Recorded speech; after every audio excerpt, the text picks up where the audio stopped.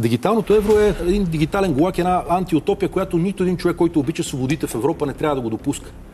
Съжалявам, но нищо това, което чух, не е вярно. Утре някой дисидент, който казва, че е против война, че е против това да му се бият инжекции, да ходи с маска в гората, той може да стане враг на народа. Господин Пеевски реши, че свика утре събранието и ще вземат решение да махнат борда. И тогава ще тичаме към банките сами да обръщаме левовете в евро. Ако сме в еврозоната, това няма да може да направи господин Пеевски. С едно натискане на копчето ще може да се прави инфлация, която обра европейските граждани по безобразен начин. Те обедняха. Лева по-силен ли от еврото? Ако левът е обезпечен със стабилни активи, ще бъде по-силен от еврото, което в един момент може да го няма. Никога България не е имала по-ниска инфлация, отколкото седят за еврозоната. Българите ли ще плащаме дълговете на Франция и Италия? Франция има 120%, господин Кънев. Франция е 1,20 държава. Франция, Германия си махна вече тавана на дефицита, за да така пари. Това каза пропаганда. Спрете. Това каза пропаганда. Няма един факт казвам. Спрете.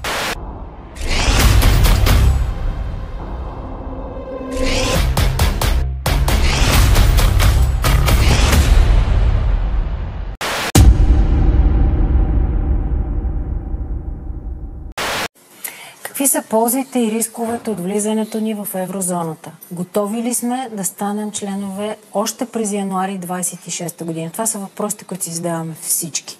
Сега ще чуем мнението на икономистите Евгений Кънев и Кузман Илиев. Здравейте, господа!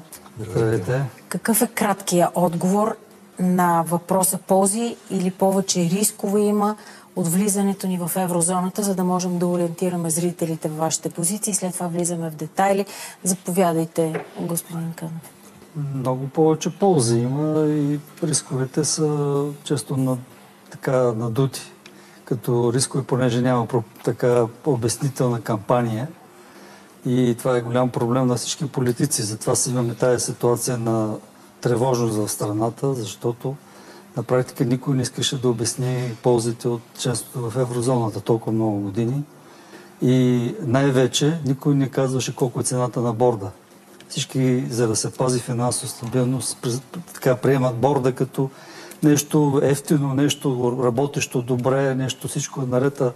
На практика струва изключително много скъпо поддръжката на този борд. Борда или еврото обаче може да гарантира? В момента, понеже всички противници на еврото подчертават колко добре сме си с борд, аз искам да кажа, че поддръжката на борда е изключително скъпо занимание и плащаме всички, без да знаем за това нещо изключително много. Да довърша въпроса си. Борда, това е част от продължение на тази теза на защитниците на борда, и които не желаят приемане на еврото. Искам вас да ви питам, борда или еврото гарантира по-малко злоупотреби с бюджета, с финансовите, с публичните средства? Това зависи от политиците. Няма отношение дали сме член на еврозоната или... Злоупотребите, както виждаме в момента, са огромни, без да сме в еврозоната. От тук нататък просто се надяваме с много повече контроли, отколкото до момента, което предполага, без да е гаранция, че злоупотребите ще бъдат по-малко. Кузман Илиев. Нормално е да има дискусии, нормално е да има дебат. Ние не трябва да истеризираме по тази тема. Тук дори Радев не е питал дали еврото или не. Повече. По-скоро момента. Вие доволни ли сте? Питам конкретно вас, примерно като журналиста и нашата публика, от това как Европейската централна банка се справи с инфлацията. От това как тя изкриви пазарите тотално и спестяванията на хората ги насочи не към предприемачество и индустриализация, а към зелена сделка, която направи Европа изключително бедна. Аз ще ви кажа, че сега предстои една нова, много по-опасна ситуация и това е цифровизацията на парите на едни хора, които практически ние им даваме власт, те са неизбрани в Европейската централна банка, в Европейската комисия и те ще виждат всяка наша транзакция, ще могат да правят инфлация много по-лесно. Припомним, че инфлацията беше в пъти над това, което им беше целта от 2% на тях. Дигиталното евро е един дигитален глак, една антиутопия, която нито един човек, който обича свободите в Европа, не трябва да го допуска. Това означава много лесно военизиране. Това означава буквално да се виждат транзакциите на хора, които са дисиденти, студенти, които протестират, тъй като имахме хора, които протестираха 2020 година. Нали си спомняте как почнаха протестите срещу Борисов? В кой ден? Помните ли? България тогава влезе в чакалнята на еврото. Единственото, което така се е променило през това време, пак така Борисов си управлява с Пеевски и днеска, единственото е, че партиите, които протестираха, днеска просто са в парламента, преди това поседяха в скута малко. И те подкрепят кабинета. Какво се промени в България през това време? Защо да не гледаме реалната икономическа ситуация и да решаваме спрямо нея? Никой не казва веднага да се взима някакво решение. Да се питат хората демократично. Днеска, между другото, председателката на Народното събрание... Чухте аргументите на юристите и на конституционалисти. Само да кажа, за мен тя днес направи един авторитарен акт, изключително авторитарен, с който всичките партии и самата тя си подритнаха трудовата книжка, защото не дават да се попита хората, които са ги избрали да са в парламента. Току-що чухме обяснението от страна на ГЕРБ-СДС, че те също са участвали в техния юридически екип и около това решение са се обединили всички управляващите партии.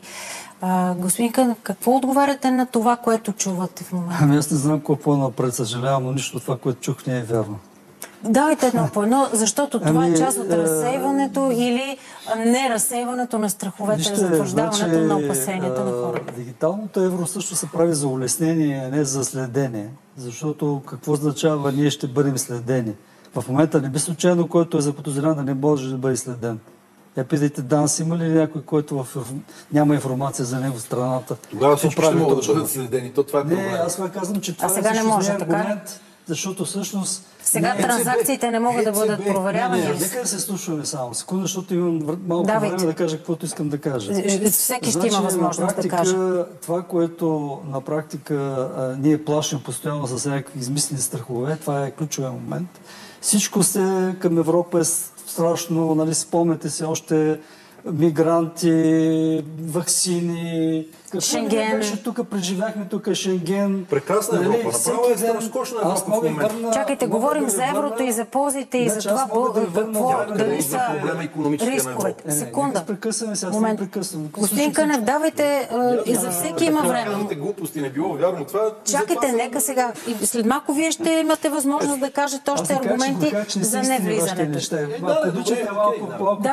Пак сме утвърдени. Малко с фразите, ако обичате. Сме утвърдени. Чакайте. Ако ви го позволява възпитанието, нали? Малко, ако обичате по-културно. Без лични нападки. Давайте с аргументи. Това искам да кажа, че на практика аз не обвинявам хората, които се страхуват от еврото, като всяко нещо ново. Нали? Като почнем още от 4-те реактора на АЕЦ Козлодуй, като минем, нали, през мигранти, през норвежци, при какво ли не беше, през ваксини и прочее. Винаги има някой, който разбува страхове, за да може на практика да се покарват някакви чужди адженти в България, чуждия дневен ред.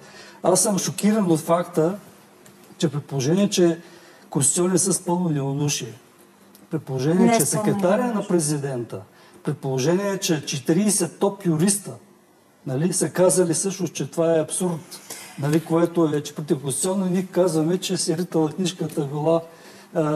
тя също ще се ритни книжка, тя се ритнала вече, по други поводи, ако не беше го направила това нещо. Това е вече правен спор. Но не е проблема в това, аз пак казвам, че проблемът е именно в факта, че се създаде тази страхова невроза в България. Това е големия проблем. Хайде да започнем по някои от най-популярните страхове и опасения на хората. Господин Илиев, какво ще стане с доходите на хората, с влоговете им? Ако имам 5000 лева в банката, какво ще стане с тях според вас? Пак ви връщам на темата за навлизането на цифровото евро от октомври месец. Аз се изумявам как хората, изключително са до мен, като господин Кънев, когото аз уважавам, са пропуснали факта, че Европейската централна банка замрази активи на чужда централна банка, на руската няма значение дали я харесваме или не. То се втрещи целият БРИКС, то се втрещиха вече всички инвеститори в Европа, като, забележете юридическия елемент тук, Европа не е във война с Русия. Да бяха приели Украйна в Европейския съюз или в НАТО, но не са. Това са фактите. Утре някой дисидент, който казва, че е против война, че е против това да му се бият инжекции, да му се казва, че това е нещо непременно най-хубавото на света, да ходи с маска в гората. Той е човек, той може да стане враг на народа. Или, представете си хипотеза, господин Кънев, той е също, който протестирахте, господин Пеевски. И че той сега се управлява. Вие ходите на протести така срещу него и казвате, той вън от властта. В същия момент този човек може да стане премиер. И това нещо, давате ли си сметка, ако може да се контролират парите по този начин, колко е опасно? Това не е... Разбрах тезата ви. Искате ли да отговорите на това, за да минем на другите аргументи и контраргументи? Господин Пеевски реши, ще свика утре събранието и ще вземат решение да махнат борда. И тогава си ще тичаме към банките сами да обръщаме левовете в евро. Ако сме в еврозоната, това няма да може да го направи господин Пеевски. Ето ви голямата разлика между това да имаме реално обективна система и да не зависим от нашето политическо тяло. Ако харесваме нашето политическо тяло, ще държим да имаме борд, за да може този естаблишмент в момента да направи за 5 минути решение в Народното събрание да махне борда, когато реши, ако реши. Тезата обаче, че ще бъдем... Какво махане на борда? Тук говорим за етапа, към който вървиме. За това, че от тук насетне всички тези дефицити, които прави Италия, примерно 7-8% на нас ни дават дерогация. Казват, харчете си за оръжие. Те стават изключително лесни. С едно натискане на копчето ще може да се прави инфлация, която обра европейските граждани в последните няколко години по безобразен начин. Те обедняха. Тоест, много по-страшна хипотеза от това господин Пеевски да махне борда при положение, че е пръв евроатлантик и никога евроатлантиците той не ги е ядосвал с нищо, е да се отиде Европа, да отиде в коалиция на желащите във война с ядрени сили. Това е много по-реално, когато се финансирате лесно. Чакайте малко сега. В момента говорим нещо друго. Само да, моля ви да ви върна отново на въпроса в еврозоната. Връщам ви отново на въпроса за рисковете и ползите от приемането на еврото и влизането ни в еврозоната. Вие заговорихте за нещо. Аз мислех, че ще продължите в тази посока, която също чувам от тези, които са защитници на идеята да не влизаме в еврозоната, че ще плащаме. Притесняваме, независимо дали съм в еврозоната и извън еврозоната. Нека да видим каква е била инфлацията в страните, които са в еврозоната и какви са на тези, които са извън еврозоната. Ако искате така, за да можем да сме полезни на зрителите. И другото, което ще плащаме ли дълговете или няма да плащаме дълговете, ако влезем в еврозоната на италианците. Аз мислех, че това ще кажете. Давайте за това да говорим. Акумулираната инфлация за последните 25 години е 75% в еврозоната. Сега, когато имате дигитално евро и имате тези дефицити, 120% е дълга на Франция. Той не е като преди 70-80. Ще трябва това с ще инфлация. повлияе на мен като българин? Обяснете ми. Още повече с дигиталното евро. Разберете го това. Когато бяхме без борд и когато бяхме само с суверенна валута, каква беше инфлацията? Тогава имахме ли златен лев? Имаше ли обезпечение, за което ние говорим? Трябва да има покритие. Забележете. И тогава е било българското икономическо чудо в началото на 20 век. Защо да не го направим сега? Защо да приемаме... Само един по един. Най-малкото, защото имаме жестомими, който не може едновременно да следи и двама ви. Уважаваме всички зрители. Евгений Кънев. Чухме тезата, господин Илиев. Евгений Кънев. Принципно говорим само за еврозоната, защото тук се намесиха 1000 теми, аз не знам всъщност какво еврозоната. Една и съща е темата. Значи, първо да върнем темата с това, защо са замразени активите. Значи не са експроприирани или конфискувани, са замразени, просто защото реално Русия обяви война на Украйна. И това е част от санкциите. И не само санкции, предприе враждебни актове с спирането на газа. Вие вече забравихме това нещо, как започна войната. Нали? И по тая причина и по много спазени договори, просто бяха замразени тези авуари, за да може да се финансира войната с тях. Нали? Но не са конфискувани именно защото се пази стабилността на европейската валута. И тази евровалута продължава и винаги е била втората най-силна в света, с най-много резерви, с най-голям оборот.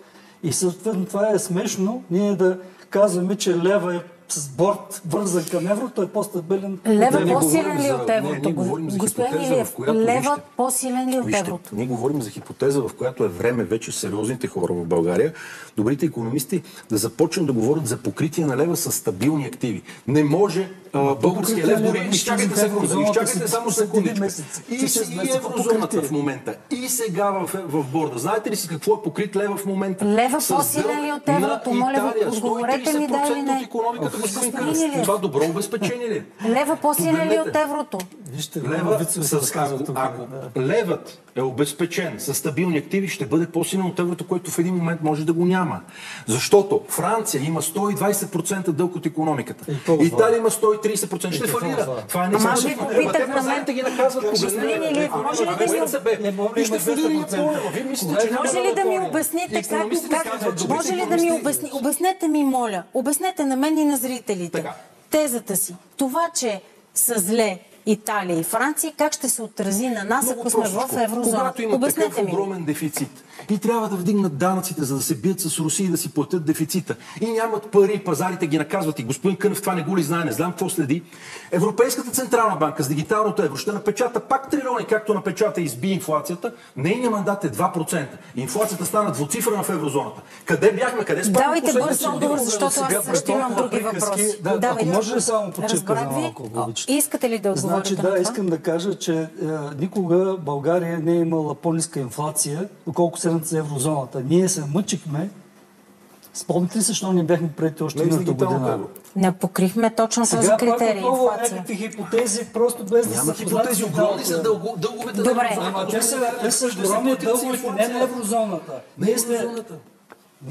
Еврозоната има по-малки дългове, отколкото Америка и Япония. 90% вече на еврозоната. Ама Франция чудо. Българите ли ще плащаме дълговете на Франция и Италия? Българите ли ще плащаме тези дългове? Питам. Слушайте ме само малко, ако обича, защото просто тук от водопад, от думи аз не мога да кажа нищо. Не се притеснявам. Чакайте, господин Илиев, чакайте.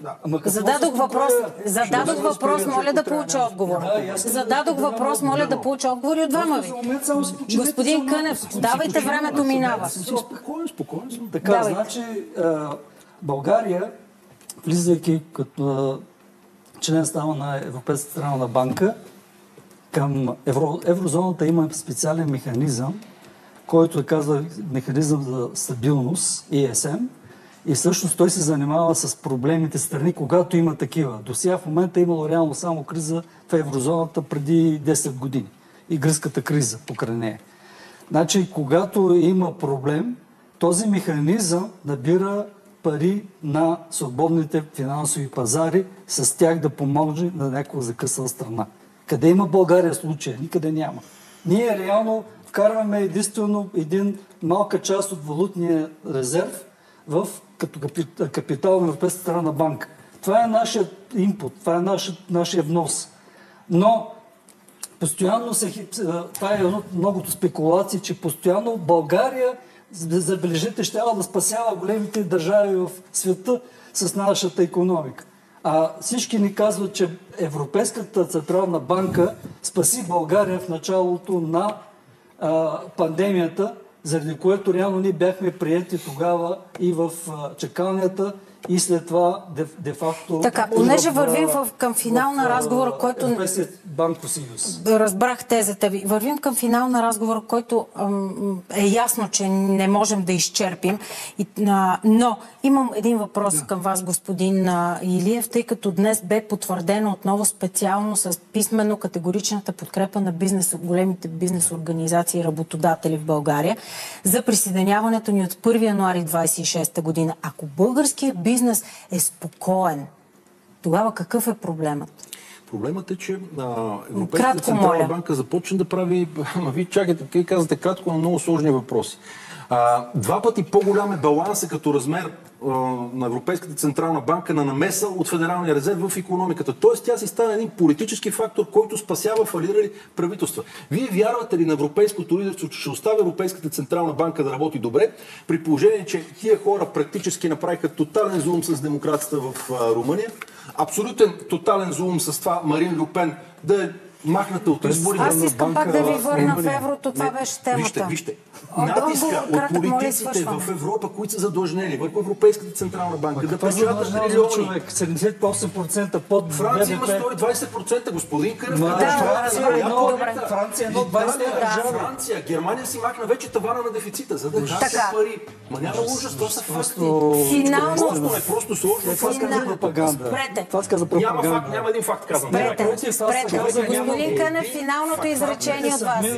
Еврото сега се въвежда. Значи не можете да се бите от бъдещето и казвате, че са факти. Кой известен политик икономист в България. С инфлацията, господин Спрете. Последно изречение от Евгений Кънев. Последно изречение от Евгений Кънев. Кънев. Аз Моля ви еврозоната, се. защото просто тук не успя да се получи разговора за последен път така с кандидат политик. С кандидат политик за първи много моля да да спрете. участвам с кандидат политик в такова Няма студио. кандидат политик, има политическа Защото партия това е официална. само Няма Спрете. кандидат политик. Господин Кънев, Няма едно невярно казано твърдение днес. уважавате ли трибуната, в която сте поканали? Безкрайно. Господин Кънев, Тогава ви моля да дадете възможност на вашия опонент да каже също своята дума. Аз не го спирам или той има Ами ако невярно мъкнете, твърдение, ще ме спираме. разберем. Извинявайте. Заповядайте, господин Благодаря Кънев, ви. последни секунди. Това, което можем да кажем, може да се обърнем към миналото да кажем. Няма нито една страна за 25 години съществуване на еврозоната, която някога да е поискала да излиза от нея. Което означава, че всичко е наред. Даже и Гърция, която беше най-голямата криза, никой не е поискал да излиза от еврозоната. Това трябва да кажем, да говорим много на хората и да не се плашат от такава пропаганда. Благодаря ви и на двамата. Начина, по който протече спора, то не беше разговор в студиото, показва колко гореща и пареща е тази тема. Тя ще продължи